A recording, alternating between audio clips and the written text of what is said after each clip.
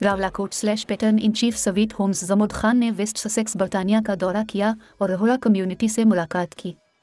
उनके दौरे का मकसद रहोड़ा रावलाकोट ज़िला पूंछ में यतीम बच्चों के लिए काम किए जाने वाले मुजव्वज़ा कैडेट कॉलेज की अहमियत के बारे में आगाही पैदा करना था।